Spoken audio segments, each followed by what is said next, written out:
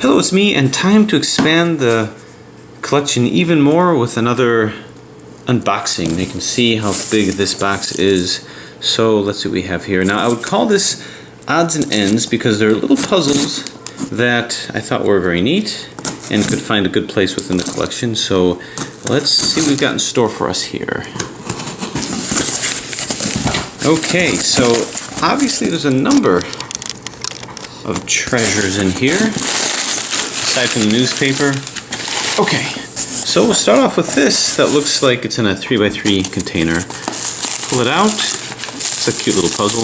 This is... what is this? This looks like a tiny little 3x3. Oh, aha! It's not just a 3x3, it's one of those evil twins that move in this direction. So what these evil twins are, there's cubic chaoses and there's evil twins. They're all basically forms of Siamese puzzles. So kind of a cute little puzzle. Anyway, so I guess I had a hankering for an evil twin. And as I look where the original puzzles are, it looks like maybe there's two different 3x3s here. There's one here, maybe one along in here. So this would be a cute little one to solve. Okay, so evil twin as opposed to cubic chaos. Okay, I'm going to randomly pick another one here. So here's another one that looks like a 4x4. So I guess you can predict where I'm going with this, because I don't need another 4x4 in the collection. But I do enjoy Siamese puzzles. So this one is a 4x4 version of it. So again, they're versions of Siamese puzzles, and that's exactly what this is. So I'll come back with more details with this after the total unboxing. But as you can see, well, let's see. This will come up here. Aha! Nope. So this may be more like a QB chaos kind of a thing. I do have a couple of those.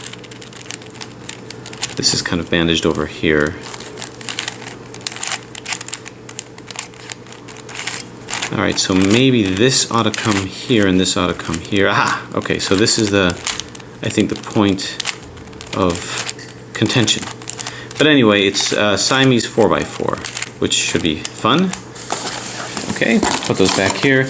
Let's see what other odds and ends we've got. Slightly bigger puzzles. So I guess the key with this is conjoined puzzles, Siamese puzzles. Now, I do have a Siamese 3x3. This one is made by Smaz. And the thing about Smaz's work is if you have an opportunity to get one, it's probably best that you do that. So this is like a Siamese puzzle, only it's called more of a conjoined puzzle because it's embedded deep within, one puzzle is embedded deep within another, rendering me really with just R moves and U moves to solve it. Same thing over here. So I'll see if maybe the actual conjoined process is more challenging than the Siamese process. So we got conjoined puzzles, Siamese puzzles, and evil twin puzzles. Alright, so that's cool. I guess I had a hankering for that. Okay, we've got two over here, and I think we're leaving the realm of Siamese and conjoined, and now we're getting into cuboid, specifically super cuboid. So these are, again, hand-modded puzzles, not 3D printed puzzles. Starting off with this, you can see that this has a windmill type look to it, only it's a windmill 3x3x2. So that's pretty cool. Whoop, really loves to turn.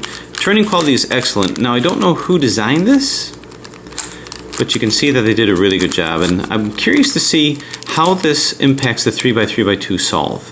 So it's a super cuboid, and I just wanted to increase my super cuboid collection. Well, if I'm going to get a windmill 3x3x2, then I might as well get a Fisher 3x3x2. Once again, the craftsmanship is really, really good. So it's once again a super cuboid. Now the thing about it is that it's not super cuboids where you have to have a specific center orientation, so it might not be as difficult as I hoped, but we'll see. The craftsmanship is very good. Will look kind of good within the collection. But wait, there's more. Let's see what this handsome little thing is. First off, it's a black puzzle, which is good. I always try to get black puzzles whenever I can. Fits better with my collection. I see a whole bunch of pieces that really want to turn, that really seem like they want to be twisting. Okay, so what is this? What does this look like? Well, it has kind of a rainbow cube look to it, and I think that this is another 3x3x2. Yeah, so this is another 3x3x2. So this is another 3x3x2, so I guess that's the other theme. Aside from Conjoined and Siamese puzzles, we've got 3x3x2 super cubes. Once again, center rotation doesn't have much meaning with this, but I'll see if there's anything that's born out of this as more of a challenge. But it looks like one of those rainbow cube type modifications.